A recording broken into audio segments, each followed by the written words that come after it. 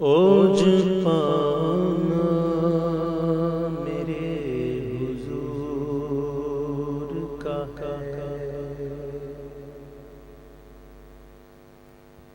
اوج پانا میرے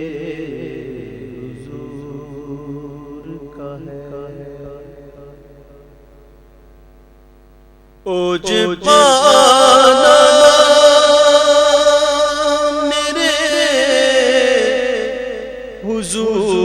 حضور کا ہے عرش جانا میرے حضور کا ہے بولو عرش جانا میرے حضور کا ہے عرش سے بھی پرے وہ آئے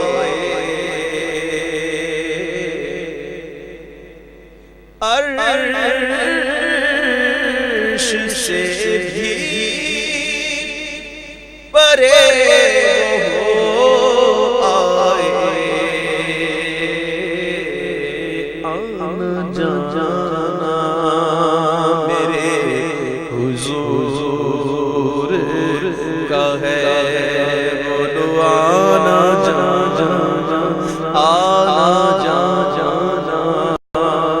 میرے حضور کا ہے آنا جانا میرے حضور کا ہے ام ہانی کے گھر مکہ مکرمہ میں حضور آرام فرما جبریل کو حکم ہوتا ہے جبریل جنت سے براق سجا کر لاتے ہیں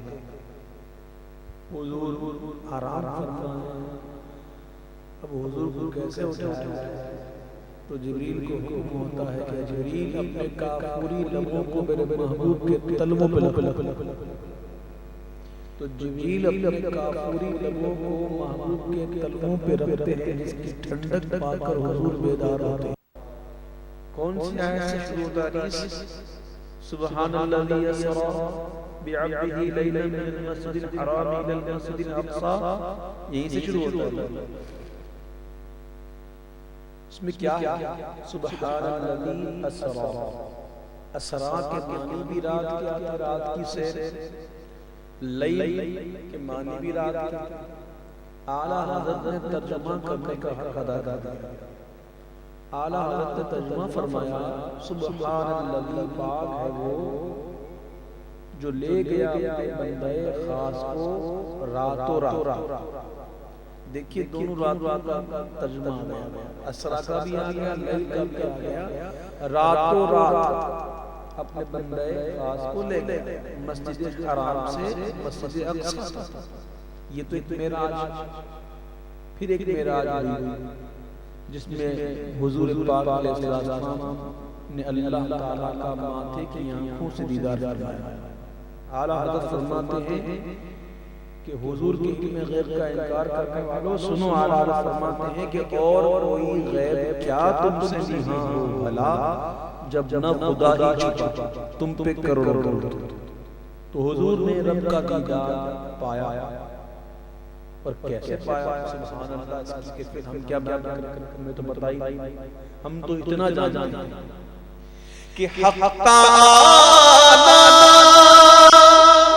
کا جلوہ راتوں رات دیکھ آنا میرے حضور کا ہے دیکھ آنا میرے حضور کا ہے بولو سبحان اللہ پیارے بچے بولو سبحان اللہ بچوں کی طرح کہنا پڑتا ہے بھائیو حضور کا ذکر ہے اور حضور کا ذکر سن کے کیا کہتے ہیں حضور کو بنایا جس نے اللہ اللہ کی ذات سبحان اللہ پاک ہے ذات اللہ کا ذکر کرو حضور کا ذکر آئے تو اللہ کا ذکر کرو بہو محبت کے ساتھ سبحان اللہ حق تعالی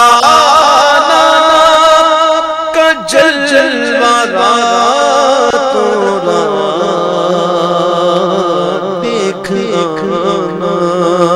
میرے حضور کا ہے بولو دیکھنا میرے حضور کا ہے دینے والی ذات اللہ کی دینے والی ذات کی ذرا بابا سے بلند کہو نا اللہ دیتا ہے بولو دینے والی ذات کس کی ہے اللہ دیتا ہے اللہ ہی دیتا ہے اللہ کس کو دیتا ہے اللہ کس کو دیتا ہے میرے محبوب فرماتے ہیں انما انا قاسم واللہ یعطی بے شک اللہ عطا کرتا ہے اور میں مصطفیٰ تقسیم کرتا ہوں اللہ اپنے محبوب کو دیتا ہے محبوب اپنے غلام کو دیتے ہیں ہمارا سنیوں کا عقیدہ تو یہی ہے نا کہ دینے والی ذات اللہ کی پر دلانا میرے حضور کا ہے پر دلانا میرے حضور کا ہے بیٹھے بیٹھے مدینہ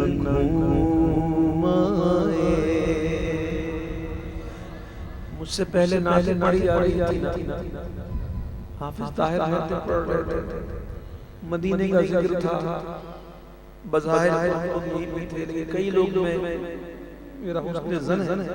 اس بارے میں الحمدللہ کئی لوگ ایسے تھے جو تصور مدینے میں تھے میں جھوٹ تو نہیں بولتا وہ نعت ایسی تھی میں کلمات ایسے حضور کی بارگاہ میں ایسے استغاثات پیش کی جا رہے تھے کہ بندہ مدینے کی فضاؤں میں گھوم رہا تھا تو یہ بھی تو حضور کا کرم ہے نا کہ ہم اپنے گھر میں بیٹھ کر مدینے گھوم لیتے ہیں یہ حضور کا کرم ہے نا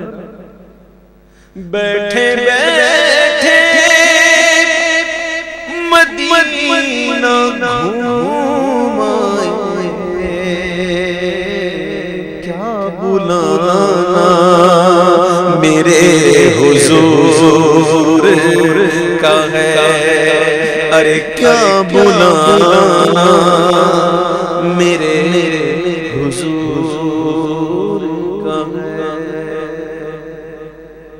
لاہور چلنے کے لیے کہا جائے مٹی چلنے کے لیے کہا جائے پشاور چلنے کے لیے کہا جائے کوئٹہ چلنے کے لیے کہا جائے تو بندہ سوچتا ہے 10 بار سوچتا ہے ٹائم ہے کہ نہیں ہے نکل پاؤں گا نہیں نکلوں گا صحت اجازت دیتی ہے کہ نہیں دیتی ہے لیکن جب کہا جائے مدینہ چلنا تو اس پہ بندہ نہیں سوچتا وہ ابھی چلو مدینے کے لیے تو فوراً بے قرار کرتا ہے کہ بس چلو کوئی پوچھتا ہے کب جاؤ گے مدینہ تو وہ جھٹ کہتا ہے کہ میں ہوں تیار انتظار یہ ہے کہ کب بلانا میرے حضور کا ہے کب بلانا میرے حضور کا ہے بے زبان بولو ہتھیلی دیکھیے بات میرے محبوب کے علم غیب کی تو کیا شان ہے میرے محبوب کے علم غیب کی کیا بات،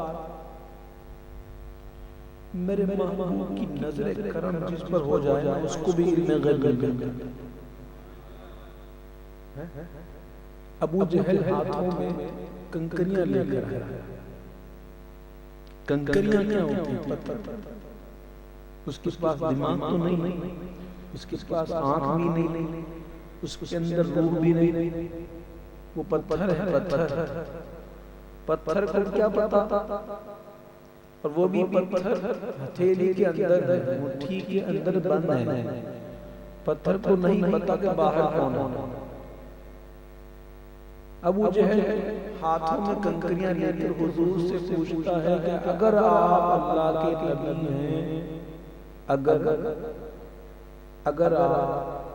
اللہ کے نبی ہیں تو بتائیے میرے ہاتھ میں کیا کیا۔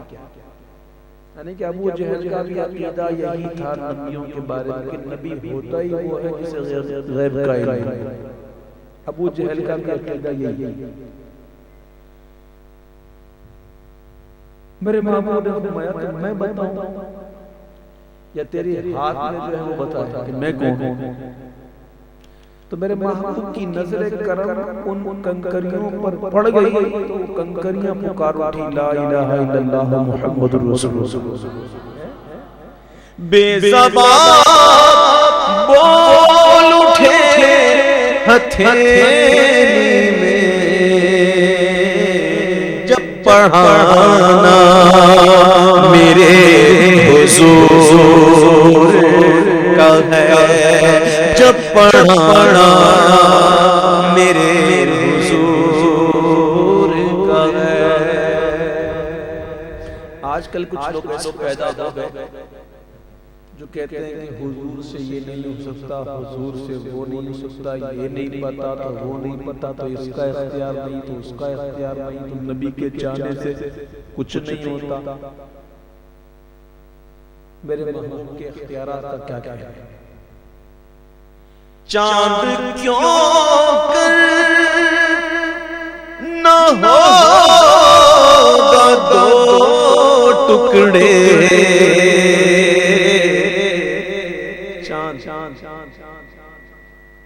کہتے ہیں حضور ہم جیسے ہیں،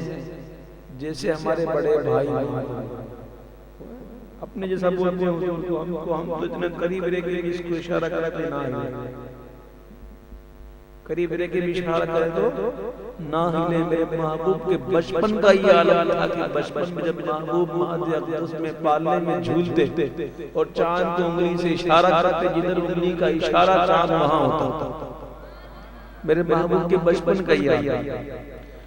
میرے محبوب نے انگلی کے اشارے سے چاند کو ٹکڑے کر دیے۔ میرے محبوب کے اختیار کا کیا کہنا، علماء فرماتے ہیں کہ چاند کو ٹکڑے کرنا، سورج کو لوٹا دینا، یہ حضور کے معجزات میں ضرور شامل ہے، لیکن صرف دو معجزے ایسے ہیں جو حضور کی شایان شان ہے۔ صرف دو معجزے ایسے ہیں جو حضور کے شان کے مطابق، ایک تو قرآن کریم اور دوسرا اللہ تعالیٰ کا دیدار۔ یہ دو معجزے حضور کی شان ہے۔ باقی سورج کو لوٹانا، چاند کو ٹکڑے کرنا، یہ میرے محبوب کے لیے کون سی مشکل بات کہ یہ سب میرے محبوب کے نور سے تو بنے، یہ سب میرے محبوب کے طفیل ہیں، اصل سے میرے محبوب ہے، یہ سب فرع۔ چاند کیوں کر نہ ہوگا دو ٹکڑے، ارے حکم پانا میرے حضور کا ہے، حکم پانا میرے حضور کا ہے۔ اس کلام کے تقریباً 30 اشعار ہیں۔ اب 30 اشعار مجھے یاد بھی نہیں اور ہمت بھی نہیں، تو آخری شعر پڑھنے کے بعد مکتب پڑھوں گا اس کا۔ وہ آخری شعر بڑا پیارا لگتا ہے۔ ابو ہریرہ رضی اللہ تعالیٰ عنہ حدیث کے راوی کہتے ہیں بڑی بھوک لگی تھی، بہت بھوک لگی تھی، پیٹ خالی تھا، کتنے میں محبوب دو عالم صلی اللہ تعالی علیہ وسلم کی بارگاہ میں ایک دودھ کا پیالہ، جامع شیر، دودھ کا پیالہ ہدیتاً آیا۔ حضور نے وہ پیالہ لے کر مجھے پکارا، میں دوڑتا ہوا حضور کی بارگاہ میں حاضر ہوا، سمجھا حضور مجھے آج لائیں گے۔ میرے محبوب نے فرمایا کہ اے ابو ہریرہ یہ پیالہ لو اور اصحاب صفہ میں جو افراد ہیں ان میں تقسیم کر۔ اور وہ کتنے تھے؟ 70۔ کتنے تھے؟ 70 سمجھتے ہیں؟ 70۔ 10 70۔ وہ پیالہ ایک دودھ کر بتقاضا بشریت۔ ابو ہریرہ کے دل میں خیال آیا کہ ایک پیالہ دودھ اور 70 میں تقسیم کروں، اتنا سب کو آئے، کیا ہی اچھا ہوتا یہ پیالہ مجھے حضور دے دیتے، میں بھی لیتا،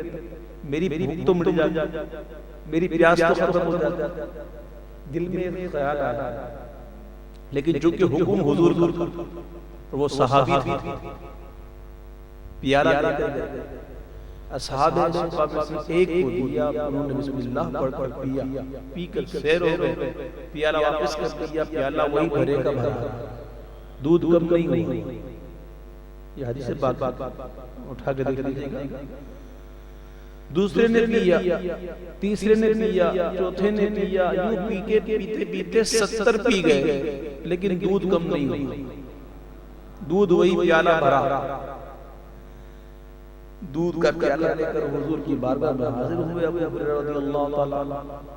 میرے محبوب نے فرمایا اے ابو ہریرہ اب تم پیو۔ تو ابو ہریرہ نے پینا شروع کی، پی چکے، پیالہ واپس کیا، تو محبوب نے فرمایا اور پیو۔ پھر پیا، پھر پی کے پیالہ واپس کیا، تو میرے محبوب نے فرمایا اور پیو۔ گویا حضور یہ بتلانا چاہ رہے ہیں کہ تیرے دل میں خیال آیا تھا کہ ایک پیالہ اتنوں کو کیسے پورا ہوگا، دیکھ رہے ہو نا، اور پیو۔ اب ابو ہریرہ عرض کرتے ہیں کہ حضور اب تو یہاں تک آ گیا، اب تو جگہ ہی نہیں پینے کی، یہاں تک پی لیا۔ پھر وہ پیالہ دودھ کا حضور نے نوش فرمایا اور پھر وہ دودھ ختم۔ اب دیکھیے حضور نے برکت کیسی ڈال دی۔ یہ ایک واقعہ دودھ کا، ایک ہی واقعہ سنایا بھی، احادیث پاک میں ایسے کئی واقعات ملتے ہیں کہ ایسی بکری جو بچہ ہے، بچی ایک بکری ہے، بچی ہے، وہ بچی بکری کے اندر دودھ تو ہوتا نہیں، میرے محبوب نے اسے ہاتھ لگایا تو اس نے دودھ دے دیا۔ ایسے کئی واقعات احادیث میں موجود ہیں، میرے محبوب کی آپ واقعات پڑھیں، احادیث کرام معجزات پڑھیں، تو ایسی برکت ڈال دی دودھ میں کہ ایک پیالہ دودھ اور پینے والے 70 سے زائد۔ اس واقعے کو ایک شعر میں پیش کرنے کی کوشش کی، وہ یوں اس طرح کہ جام شیر سیر 70 ہے، جام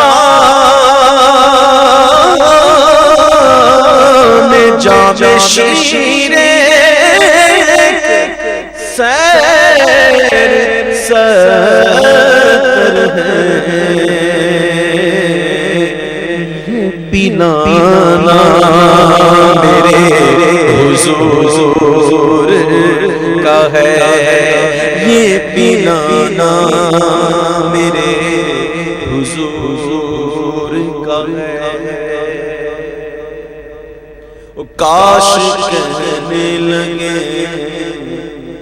یہ لوگ